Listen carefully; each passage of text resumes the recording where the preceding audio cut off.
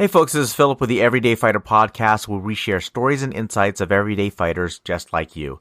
Today we're talking with Adam Mitchell. Adam is a husband and father and longtime martial artist. He shares his journey from starting martial arts as a young boy, falling out of that, getting into the wrong crowd and getting into a lot of trouble over quite a number of years until he rediscovered martial arts. But not only did he dive into it at that point in terms of his training, but also he really got into the philosophy of it and really found a passion in that. Downside with that, though, is that in his pursuit of that passion, his home life had suffered for quite a bit as well, and he shares the lessons that he learned there and where he was able to find some balance now. But really looking forward to sharing that with you. Before we get into that, though, I wanted to share with you our episode spotlight. As a reminder, these episode spotlights are unsponsored. These folks have no idea who I am. They have no idea that I'm doing this, but they're just individuals and organizations that I feel are doing good in the world, and I just wanted to bring a bit more attention to them. Today, I wanted to share with you Raising Men Lawn Care Service out of Huntsville, Alabama. This is an organization that was started by Rodney Smith Jr. As a student in college, he decided that he wanted to help his community. One of the areas that he thought that he could help was with elderly folks, people that are disabled, veterans, and even single mothers.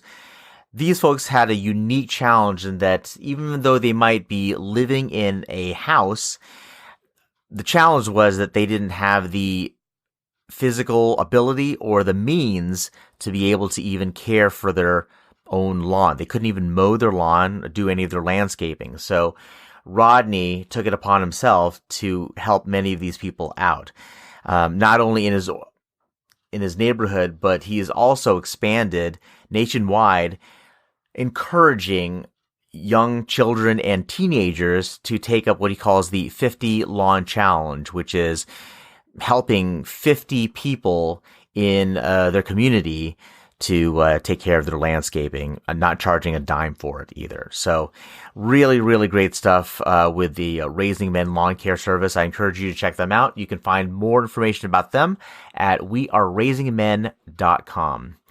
That is our episode spotlight. And let's jump into our interview with Adam Mitchell.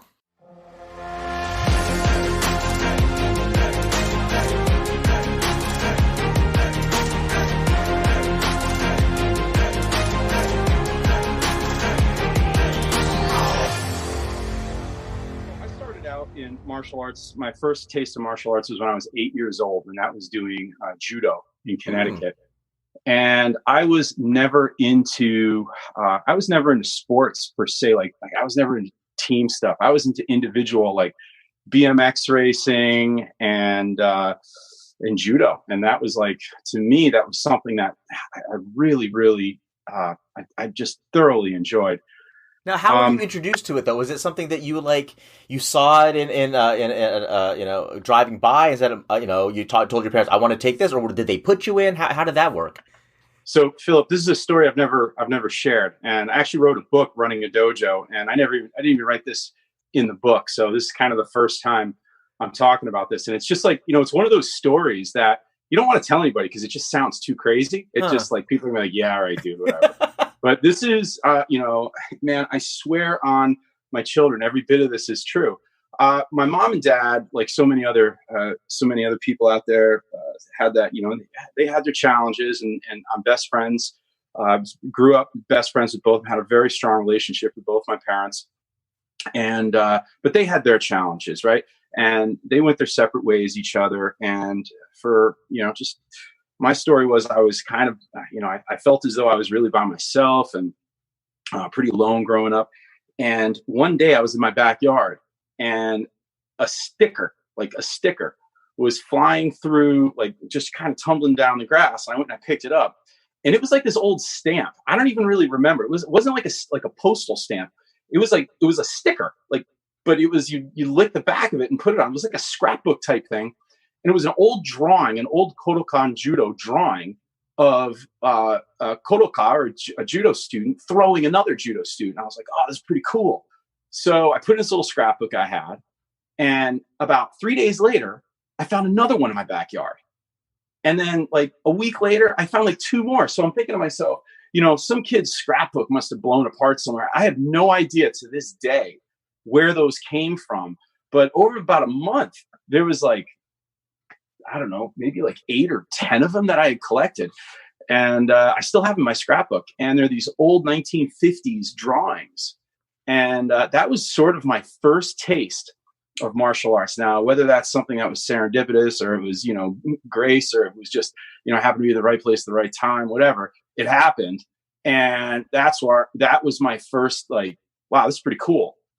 And then after that kind of inspired me to look at the karate program that was going on at my school. And there were kids in there doing karate. And I went in and I tried out a class. At the same time, other little boy I was hanging out with, he was doing judo at the local judo school in that town. And his dad said, hey, why don't you come, if you're interested in martial arts, why don't you come to Eric's judo class with us? I said, all right, yeah. And I went, and that was it, man. My first break fall, and that was it. You had to be at break fall. There was just, nothing against karate. I'm a huge fan of Okinawan Karate Do, but like, man, there was something about, for a little boy, just getting into the mix, grappling and throwing and sweeping and taking down and doing the break falls and everything. But let me take a step back there, because I will say that my teacher at the time was very specific about the kids. We didn't grapple. It was balance breaks. It was kazushi waza. It was like all these, like, trying to break your opponent's balance and tripping them, and a lot of wrestling and stuff like that, but never any joint leverages or anything. But yeah, man, that was it. Really? Wow. So you're doing kind of individuals, like you mentioned, like, bike riding, BMX, and that type of stuff. You get this rendezvous, I guess, with these scrapbook things, and then you decide, okay, let me just check it out a bit, huh? I did. Wow. That's pretty much where it started. But then life got pretty crazy at that point. I ended up, my mom and dad went different ways. I lived on a boat for a little bit of a while. My mom and myself, my brother, ended up living in Venice, California, when they broke up, and kind of running from my dad sort of at the time. It was pretty crazy. Venice, California, 1984. It was a pretty wild place. And I got involved in bad group of kids doing some bad things. My mom at the time was struggling with her challenges. And my brother ended up going off to like boarding school, right? So here I am, I'm this kid. I had all the reason in the world, at least it made sense to me, to be an angry kid. I got heavily into like skateboarding and punk rock, and started rebelling at every chance I got, man. And I was looking for attachment. I was looking for someone to be with. I didn't stay in the dojo. I mean, that was a short part of my childhood. But I had the imprint, and it was that seed was planted in me, and it was incubating well, because I had gone really pretty wayward, man. And I was involved with a very, really bad group of kids. I was doing some really bad stuff. I was getting involved in a lot of violence, and I was fighting constantly, getting arrested at a very young age. Most of my body was like tattooed by 13.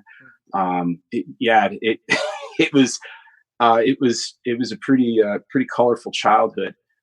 And then when things started to, when I realized I was going at like a point of no return, the martial arts had kind of come back up into my head.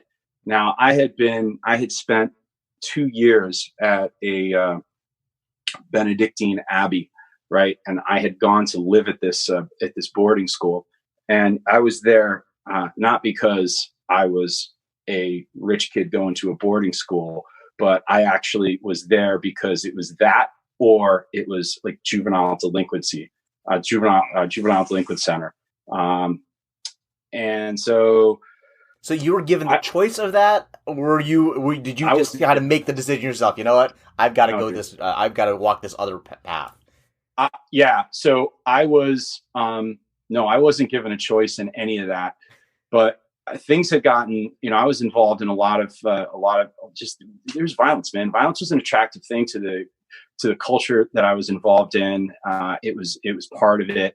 I had ended up getting in trouble and ended up, being, basically my dad said to the courts, look, he's going to this school, so he's going to be gone. You're not going to see him. And they were okay with that. I see. Yeah. So, but I kept going forward, man. I kept going forward with bad decisions and lashing out and really being rebellious. And then I rediscovered, and my fight. I tried to channel that energy, and I ended up getting one of my first jobs was as a bouncer, believe it or not, as a teenager, like 19 years old, as a doorman at a punk club in Rhode Island. And it was like the perfect job because I got to see these bands and these shows and hang out with the people I was cool with. And there would literally be fights. There would be fights from Wednesday night all the way to Sunday. And that was great. But then it kind of like, I started to see where my life was going, and I decided to rediscover something just kind of like that seed came out. And I said, I got to rediscover martial arts. In my late teens, I went to a jiu-jitsu school, and I was working at a factory. I went to a jiu-jitsu school, and then it was like I had just gone back to 8 years old again. And that same passion and that same feeling that I had was there. And this is where I felt like I was at home. And this is where I was with a community of people who were like, dude, you think you're tough? All right, tough guy. And then I got thrashed. I got choked in seconds, and I got thrashed. And it was a humbling experience for the first couple weeks until I had my, I figured out what the rank and order was. And that was it, man. So when you started at 8 years old, how long were you doing the judo during that part of your life? I did judo for about a year. A year, okay. Yeah, it was only about a year. I didn't get into competitions, or I didn't do anything like that. But when the school that I had gotten myself back involved with later on was a judo and jiu-jitsu school, but it wasn't like they kind of wanted to be a traditional Japanese jiu-jitsu school, but they weren't. Mm-hmm. And judo was, a lot of martial arts, probably yourself, Phil, you'll know that like when you've got that first initiation to martial arts training is always going to be what you go back to as your reference point, right? Mm. So it's, to me, I was always looking for the throws, the grapple, the leg shot. I was always looking for those judo techniques. So when I started to train at this other school later on, I was looking for the depth in the martial art, and I was looking for the deeper purpose and the deeper meaning. And as I matured, I started to mature away from the fight element of it. And I wanted to look for the purity. I wanted to look for the actual warrior element. I mean, dude, I was like, yeah, anybody can fight. I just spent the last, 7 years of my life fighting and really understanding, or at least I thought at the time, like I knew what it was like to get punched in the face and to get beaten. I had gotten stabbed 9 times one night when I was young. And that was a pretty pivotal point in my life for sure. But I just went back to it. I went back to it. But then once I got back in once I got to the dojo and I understood a little bit more, like, hey, wait a minute, what you're doing, it's just like, it's low level social violence is what I call it. That's all it is. That's actually to quote Rory Miller. I believe in his book, Facing Violence. It's he recognizes fighting as just low-level social violence. And that's all I was participating in all those years. There was nothing, there was no depth to it. There was no value, and there was nothing warrior about it. So I had to change course. What do you mean by that in terms of, you found the distinction between the low-level violence and warrior. Did that come as a result of starting up again and then seeing more of like the traditional aspects and kind of where, I guess that's my question is like, where did you start seeing a value in making that distinction? Sure. So there's that knight's code that we grow up, the codes of chivalry and Japanese martial arts. It could be, it's mostly, at least here in the West, we go back to Nitobe's Bushido, the soul of Japan, where he spells out the tenets of the warrior class in Japan's history, the samurai, right? So there's this whole kind of like pseudo culture that's been brought into these Western martial arts schools where we wear pajamas and we put belts on and we bow. And there's Japanese stuff up on the wall, and there's these diplomas that are given out in the language that we don't speak. And there's this like whole thing, right? And I was curious about that. And there's got to be a reason to that. But I played along and I continued along. And I would always hear, we do the technique like this, but on the street, it's done like, and I'm like, all right, well, hold on a second. And there was always that argument of, well, this application doesn't work on the street. And those traditional kata, that's not real world. It's not reality based stuff. It's old. It's kata. I'm like, all right, I wanted to make sense of all of this stuff, but the real turning point happened. I had been, after that, a couple years forward, I had gotten into competitive fighting, and I was doing grappling matches here in New York, and I was involved in that. And I was invited several years later. I was probably 24 at the time. I was invited to 23, 24. I was invited to ref a competition out in Smithtown, out in Long Island, New York. And there was a grappling match, and I was on one of the mats, and I ended up reffing a kids competition. It was a kumite, but it was kind of a different rules from karate kumite, where there would be striking involved. But as soon as there was a grab on, then there was no more striking. Then it went to like takedown. That kind of went from like kumite rules over to judo rules, where there'd be a takedown, you get an ippon or like a point for the balance break, clean takedown. But then if there was a standing submission, it was an immediate win, blah, blah, blah. So there's these specific rules for this competition. So this day was truly one of the big turning points for my understanding of the path of martial arts, right? And it was this little girl and this little boy, and they had the headgear on, and they had the mitts on, and they had their pillow socks on, and they were in their karate, and they were both representing their different martial arts schools. And I had them bow and give each other a high five, and I'm like this super motivated sensei with my black belt on, and I'm like, okay, Hajime, and the kids came in, and then it was like, all right, game on. Now, if you can imagine, it's kind of like this kind of portly little chubby boy, maybe like 9 years old, and this girl, same age, 9 years old. She was a terror. She was a lion. And her parents were sitting right behind her. You could tell they were like Irish American descent, super proud, super loud. And then this little boy, his parents were behind him. They're cheering him on, great parents. All the siblings were there. And there were hundreds of people at this event. So it was really, really noisy, a lot, very high energy. This little boy's kind of moving, he's kind of dancing around. And this little girl comes in and hits this kid with a front kick to the chest, just front kick, boom, knocks him back, knocks him down. Like, come on over. All right, high five, buddy. He's like a little bit shaken up. I get him up, and then they go back at it. Hajime, and they come in, and this girl did not waste any time. She came in with a right and a left to the body and knocked the kid back. The kid lost his balance, got back up. Third time, that little girl came at him like a cannon and kicked him right in his stomach. His feet came up from under him, and he fell flat on his face. Parents are going nuts. Parents are out of their chairs cheering. And this little boy's mom and dad are sitting there. Dad has kind of got this face of disgust. Come on, get up. And they're yelling at this little boy. And it occurred to me that, like, I'm looking here and they're celebrating this little girl's victory for beating up someone. And yeah, of course, there is this competitive environment, and I get all that.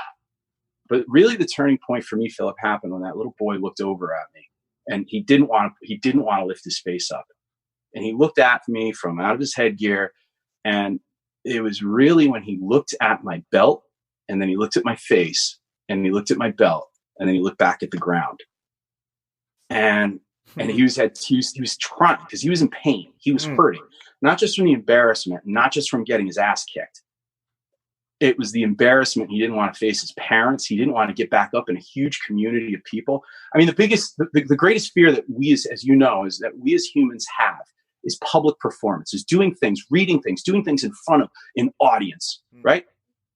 And he just got beaten up by a girl in front of not only his parents and his siblings, but an entire community of people. His dojo, he got demolished, and he was very, very upset. And on top of that, he was in pain. And what I realized was that he looked at my black belt. Now, to me, like, the belt isn't such a huge thing, but at the time, in this little boy's mind, in his paradigm, he was like, "What is the value? You just sat here and watched me, a little boy, get beaten up. You're celebrating it, and someone's getting rewarded for that." And I let the boy up. I gave him a high five, gave him a hug, make sure he was fine. Shook the parents' hands, held the little girl's arm up. Good victory. Everything's done. She got her trophy. Went home. Everything. But what I went home with was a completely different perspective of why I'm on a path of martial arts study and what I had just experienced, at least to me. Now, this is not to take away other people's experience. If they're a competitive martial artist, I am 100% supportive of that. And I think there was probably a really good lesson learned on both sides of that mat. But for me, and where I was in my life, the experience was, I am in a superficial place in martial arts. This is not what it's meant to be. And shame on me for sitting there and celebrating a little boy getting beaten to the ground and humiliated and embarrassed. And then someone else is celebrating that. That's what hit me. And from that point, that's when I committed to go to Japan. I want to understand the roots and the core of jujitsu. I want to understand Budo, like that, the warrior way. I want to understand not the fighting elements. That's fine. That we can do that. But I want to understand, what is this all about? And that was really the turning point for me. That's really interesting that you had that, well, not necessarily the reaction, but what happens afterwards, because I think, you hear some stories where people have turning points like that, where they're looking at what they're participating in, disgusted one way or another, just kind of a wake up moment for them. That would cause them to walk away. I'm just going to leave this here. But you decided, you know what? There's still something to this. There's something deeper. Let me dive deeper into it. I would agree with that. That's interesting to me. Yeah. So if maybe I could bring some clarity to that, is I realized that there was a significant value, not only because I could see it, not only because I could feel it, not only because I was living it, but because there were books written by it. Whether it was Sun Tzu, Machiavelli, Miyamoto Musashi, or any of these great warriors in any culture, they would talk about the value and the principles and the tenets of warriorship. But here I am fighting and watching two little kids cockfighting, basically beating the crap out of each other. And that's awesome somehow, some way. So I told myself, there is a huge inconsistency. I'm not tuned into this. I'm not getting it. I need to go to the source, and I need to figure this out. Well, you were exposed to it already. I mean, you talk about those things. I'm sure you'd heard about those books and those masters, up to that point. So there had to be a feeling that there is something deeper in here. It's just that you weren't experiencing it up to that point. It sounds like. Yeah, and I also kind of understood a little bit about the fragility of life too. And this is what's interesting is, and this is something that helped me, is the trauma that goes along with hurting another person. I'm going to promise you that little girl is going to grow up remembering that moment. Now, there isn't a guy, there isn't a badass, there isn't, anybody I know that can't look back at their history and say, you know what, that still hurts that I did that. And that's one of the things that as a martial arts teacher that I struggle with, especially when a parent comes into my dojo and says, I want my kid to, it's usually there's a specific, there's like a specific type of dad that comes in. It's never a mom, but it's a specific type of dad that says, I want my kid, I'll deal with the principal. I want my kid to be able to knock that kid down before he gets knocked down. Yeah, I know, I get that. But dude, have you ever been punched in the face? Like, have you ever, are you ready to deal with an 8-year-old child who has not created an ethical framework in their mind yet? So they're not going to be able to understand when I hit that other boy and I felt another human body. I felt flesh break. I felt bone crunch. I felt teeth crunch. That's going to stay in him. And he's going to have the nightmares and he's going to act that out. And you're probably not going to recognize that. You're going to punish him because he's misbehaving. But really what he's doing is he's struggling with the trauma of hurting another person. And I knew that. And I felt that because of what I had exposed myself to younger as a kid. And so for me, I kind of carried that, man. And I couldn't quite, I was trying to make sense of this as a young man saying, I want to be able to understand this self-defense. I want to understand this fighting. I want to understand like, what's this all about? And I also want to, there's a primitive calling to a man wanting to fight. And I wanted to answer that call. But there's also an ethical role that a man needs to be able to take ownership of within himself. And those two have to have alignment. Because that judo stuff, man, I could have been doing that judo stuff in a concrete room with a pair of khaki shorts and a t-shirt on, doing the same things. And instead of calling it ippon seonage, I could be calling it a one-arm shoulder throw. But there was a whole culture thing there that I didn't quite get. So I needed to go there and figure it out. So you decided at that point then to just pick up and leave. Yeah, I decided then that it was my goal to go to the root of judo and learn about and truly, deeply understand violence and truly, deeply understand the warrior model of martial arts and to put them in their two different silos, two different, completely different categories and study them deeply. And that's what I've done. So you couldn't do that at home? Well, this is before the internet. Yeah, sure. No, well, I mean, that's what I'm trying to understand, But I mean, I think there's a difference. So even now, right? If someone made a decision, said, okay, well, I want to study this, very different looking it up, Googling things, and actually picking up and going.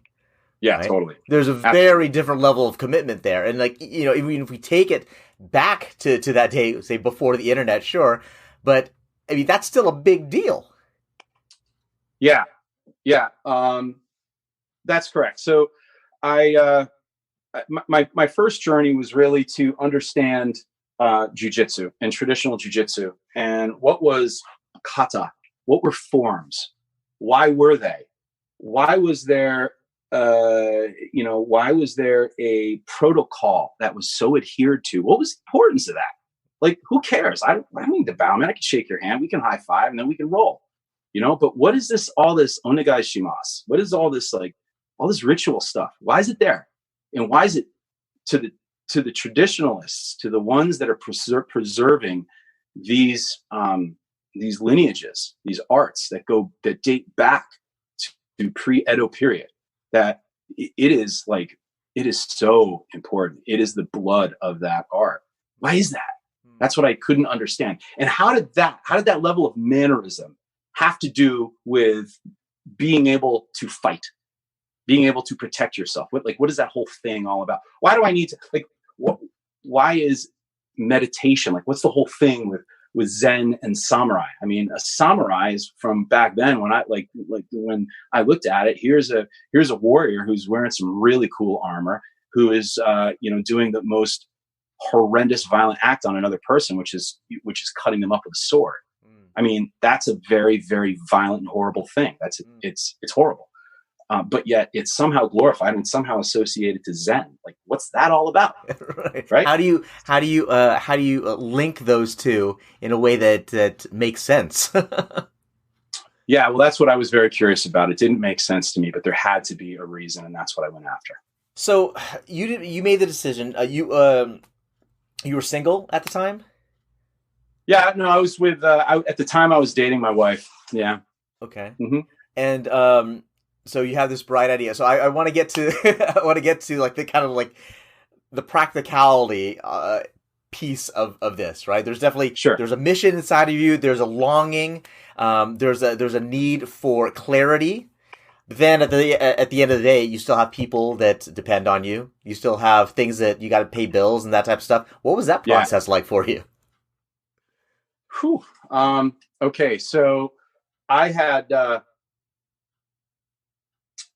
the time, I had also worked as a bicycle mechanic when I was a teenager. And I was really, as I had said, I was into BMX and bikes, and I got into early on, I got into mountain biking, and, I was turning wrenches. I was a bicycle messenger. And then, cycling was a big thing. And then cycling and martial arts were my thing. And I ended up getting a job when my wife and I were engaged.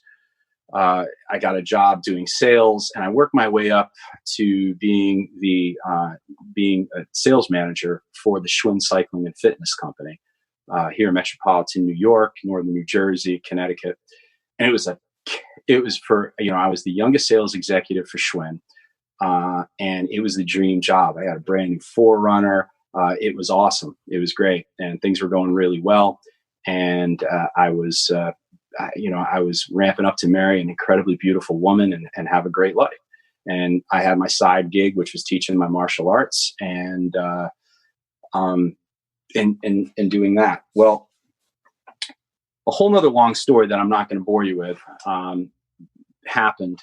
And on one day, I was faced with some very, very difficult challenges. That Schwinn on one phone call had announced that almost everybody, the majority of the company, was being laid off, and that they were moving over to big box from independent retailers. I didn't make the cut, and I had lost my job. That same day, I found out that my wife was pregnant with our first child, and a number of other things. And I had decided at that point to take my martial arts passion and go full time with it and open a school. At that time, I was training under Japanese teacher. I had been following an Orthodox curriculum, and I had been all in. I've been all in, but I did have another job, and that was it. So you this turning point came to you from that tournament, watching these two kids, and you decided, okay, I want to go down this path. I want to go deeper, and things start happening in your life where it's like, okay, well, now I can kind of make it happen. Now I have to make it happen. You have to make it happen. I had a child on the way. I didn't have a job, and I needed to, and I was good at what I did, and I didn't want to go back into the bicycle industry. I was good at martial arts. I was good at working with children, and my students liked me, and I was growing a community of students. I was working with at the time a man who had owned a school and had asked me to come in and teach. And I came in and taught, and he was on his way into retirement. He and I also had some conflicts. He ended up retiring from martial arts altogether, and I moved on and took the opportunity to open my own school, and I went ahead and did that. But at the same time, I didn't want to be the source of information. I didn't want to be the fountain. I wanted to be the conduit. I wanted to be able to take my adult students to the source. So when I decided to open up my school, I also decided to open up a nonprofit Japanese cultural arts center, because I wanted students to start to understand at the beginning of their journey what I could not understand early on in my journey. And I didn't want my students to have that same type of confusion. So I began to bring students to Japan with me. I began to bring teenagers to Japan with me. So you started going to Japan after you went all in on your dojo and your martial arts. That's right? Correct. Okay. Yeah, that's right. I started going yearly, once a year to Japan, and sometimes twice a year. Sometimes I would go on my own, so I had a lot of personal time with my teacher, and then once a year I would bring my students. Yeah. Okay. Yep. And how long did from the time that you told that story with the tournament to the time that you actually opened up your dojo? Let's see. That was that was about 4 years. Okay. So you had something in you that was like, okay, I want to dive deeper. Of course, Yeah. regular life is there, and you have responsibilities and that type of thing. But now, kind of the rug is pulled out from under you on the normal part of life, and now it's Yes. okay. I'm all in martial arts, and let's go from there. Yeah. Wow. Now, Yeah. in terms of That's like pretty much your family, going back and forth to Japan, that's not a small thing either. Did you bring them with you as you went, or no. Um, Business got really good, Philip, and my dojo started to grow. hmm. Uh, I really wanted to provide an awesome experience for my students. I was incredibly passionate in training the art, and I started to find some direction. I started to network with some of the most wonderful people, and I continued that path of keeping my personal protection training separate than my martial arts study, Hmm. but would very specifically overlap them, Hmm. right, at very specific points. And that was awesome. I mean, that was just wonderful. And the network of people in survival and tactical training, personal protection world, that was like a whole nother thing. And that was something that I wouldn't bring my students into until they were in my inner circle and they had spent time with me, a lot of time. Hmm. And then I would bring them into that world. But meanwhile, there was my traditional martial arts, where I was building both a physical skill set, preserving the traditional values of the martial arts, studying those traditional values, and as well as preserving a tradition that had been handed down from teacher to student for many generations, all completely documented. So I was part of something bigger than me. Hmm. And that's a kind of a legacy thing. And that was Hmm. really important for me. So the martial arts world for me was its own separate thing. This And wasn't that began to grow. this wasn't a hobby. No, No, I mean, no, no, aside from no. the fact that you had the dojo and everything, but I mean, people can have dojos and not continue their education. But specifically, this type of education, you really don't hear about too much. It's maybe you get a few new techniques, get a few new, a little bit of a curriculum in there, but not necessarily this cultural, this warrior, as you talked about it, aspect of it. And that's Yeah. what you went back there for specifically. Yes, that's correct. But just to answer your question, because you actually brought up something pretty important, and I don't want to say it was a huge mistake that I made, but looking back, I ended up, I had my son, I had my daughter 2 years later, then I had my third son, and I was so into what I was doing, Philip. It got to my business was growing great. I was in 2006. I'd always been a bit of a computer geek too. In 2006, my teacher in Japan was approached by a gentleman in Bermuda and someone in Jacksonville and wanted to study our martial art. Now, my teacher is a retired Japanese lieutenant colonel from the Japanese Defense Forces. He didn't know how to turn a computer on. So he reached out to me and asked if I could work with these students. I said, of course, Sensei, I'll do what I can do. And it was at that time, YouTube was in its infancy. The internet was kind of like a new thing. Interestingly, a lot of the martial art industry association groups were saying that the internet's a shiny object. Don't focus on that. So I focused on it. And we ended up rolling out a content delivery. We built, my program manager and I built a very rudimentary website. And on January 6, 2007, we went live streaming two-way, and we opened the first fully interactive online martial arts resource on the internet at the time, and that was budohall.com.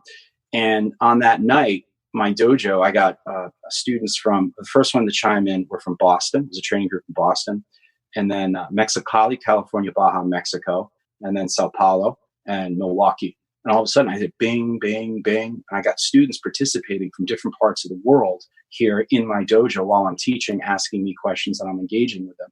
So that was, I truly feel as though at that that's where my entrepreneurial like thing began. It wasn't really when I started my dojo, but it was like, wow, I can do something. I can really make an impact rather than a 5-mile radius trying to get as many kids in the door as I can and upsell them on some program. I can do something significant here with this. And so I got really passionate about it. And in that passion, what I did was nights would go by and opportunities to tell bedtime stories were missed. And then one day, dude, I turn around and there's this 14-year-old boy standing there. And I'm like, what the hell? So to answer your question about taking them, no, I didn't. Should I have? Absolutely.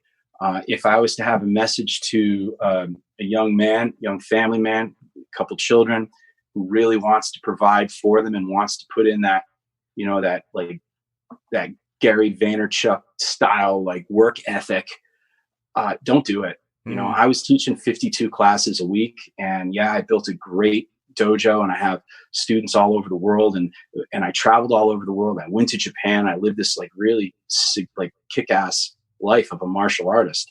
But at the end of the day, you know, I spent an enormous amount of time not being able to, or making the choice to not connect with my children when I think I could have taken a different path. So that's my answer to that question. Was that something that,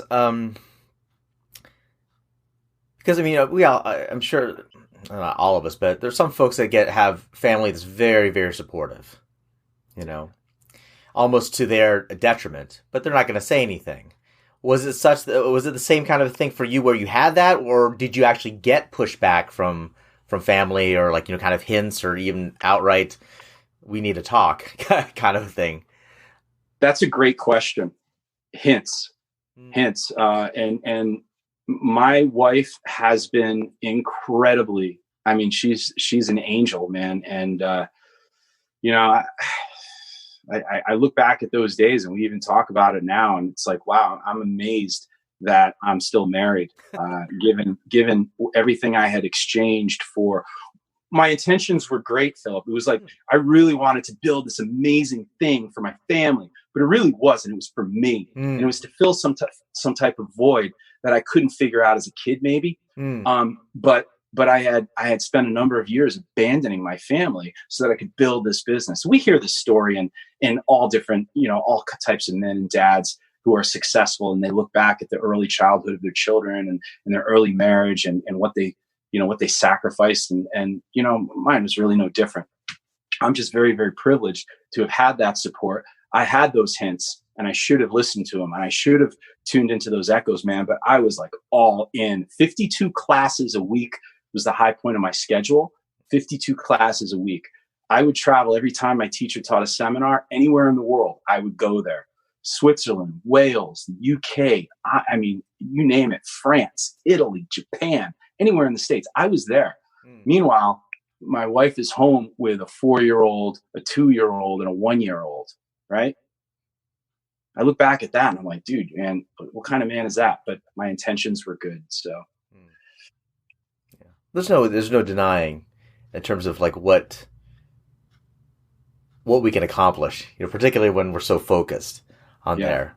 It's just, well, what do we leave in our wake, you know, in that pursuit? Is that something that, because you're continuing, you still have a school, you still have a passion for this. Is that something that you keep, you know, forefront as far as like, okay, well, where's my? I hate to say balance. I hate to say, because it's tough. You know, it's tough to say. Okay, you have all these things perfectly balanced, and because it's, you know, life is not like that. But are there things that kind of keep you in check now? You know, especially as you look back on those days. Things that keep me in check. Yeah, you know, maybe it's a little bit of maturity, but it's also being able to look back and knowing what I missed, and I'm saying I'm not going to let that happen again. There's that. Because especially you're because of all you've accomplished and because of all the connections you've made. I mean, you're not lacking for connections. You're not lacking for people that know who you are, would love to have you involved in this or that. I'm sure there's a bit of an allure to a lot of that as well. So it's like, well, how do you temper that? Or how do you make the decision to say, I am going to go? Right. So, I chose to, when I realized that, like, okay, building this martial arts school was like, really, okay, where am I going with this? Do I want to build a martial arts school and get to 200 students and then open another location 10 miles away? And then just kind of keep that standard model of expansion for a commercial martial arts school. What I know, and the people I worked with at the time, like 2005, I was paying for every industry association membership. I had, when Century had launched their elite mentoring program, they had launched their mentoring program. It was like $1,000 a month. And over in Connecticut, it was a Taekwondo school, and I was friends, still am, was buddies with the guys that owned it. And they're like, hey, Adam, yeah, we just joined the elite membership, which is $1,500. I'm like, whoa, nobody told me about that. So I call up Century. I'm like, yo, sign me up to this. I'll pay you $1,500 a month. Thing was, I needed a boss. I wanted an accountability partner. I wanted someone who would hold me to the fire for business systems and all the actions that I took to scale my business, because I was not a business person. I was a martial arts teacher. And then that was great. But then I created a relationship with Mr. Tommy Lee, one of the most well-known martial art business consultants. And he would come up to my school, and I ended up creating a wonderful friendship. And he was my consultant for a long time. And it was, I'd have to check with Tommy on this, because he was really psyched about the fact that we experimented with some pricing structures, and I had gotten my martial arts school up to like $246 a month in tuition. And I was offering and delivering some exceptional experience for my students. And man, it got so big so quick, and I was making great money. And then one day a little boy walked past me as I was walking out of a bathroom. The little boy had a yellow belt on, and I didn't know who the kid was. Now, to most like Michael Gerber, E-Myth Revisited fans, they would be like, high five, Adam, you made it, you did it. You're like, that's awesome. To me, it's not what I had signed up for. And I'm not trying to sound like, I'm not trying to sound like an ultra good guy here, but when that happened, that was kind of another turning point for me. That was kind of like, look, I'm disconnecting from why I'm here. And so, yeah, there was a bit of a struggle during those days, because I was seeing how I could set up a successful business model. I was able to identify what I had to compromise from the traditional elements, as well as the battlefield elements. And I don't say that like tongue in cheek. I mean, the traditional martial arts, they hit in these weird ways, and they strike and they cut in these weird ways to damage an opponent, neutralize them the fastest and most efficient way possible. And teaching people like Tanto Jitsu, knife fighting, and why you're cutting at the tricep insertion to get a biomechanical response from the biceps, of the arm moves, just like all this like really violent stuff, right? You had to remove that. You had to. You couldn't responsibly teach that to a large population of people that you did not have an intimate relationship with, not only from the risk, but also from the responsibility. Like, you don't want to do that. So you had to draw back from what it was that you were so passionate about. And you did have to cookie cutter. You did have to create systems that were easy for people to follow and easy for people to digest. And then one day you look at it and you're like, where am I? Like, what did I create here? And I just wasn't, that didn't work with me, and I had to shift course again. Do you feel like after all of this, and even in this reflection, that if you look back on your wanting to answer that question, trying to link those two, with the violent aspect of things to we're talking about in terms of the warrior ethos, the way, you feel like that you've gotten a handle on it now? Did you answer your question? Absolutely. Absolutely. Um, in in 2006, I had noticed a really interesting pattern. And if any of your listeners who own martial arts schools, they're going to be nodding their head in a couple of minutes. And if it's changed a little bit, but before the internet, this was really, I mean, before the internet was such a big thing, before the Internet of Things, man, this was very obvious.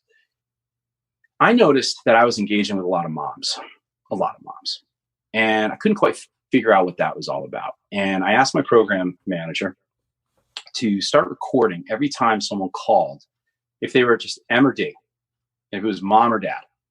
And then every time we had an onboarding program or like a sign up where someone would come in and do an introductory class, was it the mom or the dad? And then every time we had a sign up, we had a sign in sheet. And we also had what's called a nafuda kake, which is a nameplate board where the kids would come in and they'd take their name, was written in Japanese on this little piece of wood, and they turn it over. But I also had them physically sign it because I wanted to, and then my manager, he would put in that M or D. And then over the course of about a year and a half, I looked back and I was like, okay. And I discovered something really interesting, that about maybe 1 in 19, a little bit under 1 in 20 of the parents that I engaged with were the fathers. So it was a really, really small amount of the children, a really small amount were their dads. A lot of times the dads would wait out in the parking lot. A lot of the times the dad would come in, they just stick their head in the door. Come on, let's go, get your shoes on. But there was no engagement. And the ones that did come in, they didn't talk to me. And then the ones that did, I wanted to find what was the commonality among those men. And when I looked at it, and I kind of ripped it down, and I had a lot of discussion with Peter, my program manager, we found out that the majority of those guys were former military, former law enforcement, former first responders. The people that actually engaged with you? The ones that engaged, the men that engaged with me. And I said, all right, well, that's kind of interesting. But there was also another group, maybe 40% of them, 30-40% of those guys that were not. But of that very small, of that 1 in 20, that 1 in 19 of the people that I engaged with, like less than half of them were not, but more of them had some type of military, law enforcement, or first response background. So it kind of, I didn't do like a sort of a scientific research on this, but it occurred to me that here are men who are indoctrinated at some point during their career to childhood trauma, and they see it, and they work in teams to help children through it. And they're okay with assigning other men roles to help get the best outcome for a child so that they're not exposed to trauma. And then I looked at the dads that weren't part of that group, and I realized that a lot of those dads were teachers, or they worked in groups or communities where they were around other men and they were working in groups of kids. So it dawned on me, Philip, that there was a lot of guys that felt discomfort. And I say this sort of like, because I'm at a loss for words, but outsourcing something that they felt they should have been teaching their kids, but weren't capable, didn't have the knowledge, didn't have the experience. Maybe they felt that way.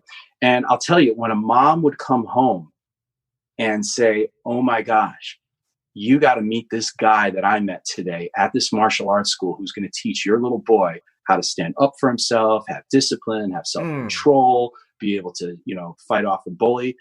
That probably hit deep within a man. And that's why, and that was another thing. That's something that I've recently been working on quite a bit. But yeah, that was an observation that I had. And I really tried reaching out to more men back in those days. And that was another course that I took in trying to help guys out. Fascinating. Let me ask you, I want to be cognizant of your time, respectful of your time here, but you got three kids? I have 4. 4? Okay. How old are they? So I have a 16-year-old. I have a 14-year-old girl. And I have a 16-year-old boy, 14-year-old girl, 12-year-old boy, and a 7-year-old daughter. Okay. And what is their relationship to this world that you've created?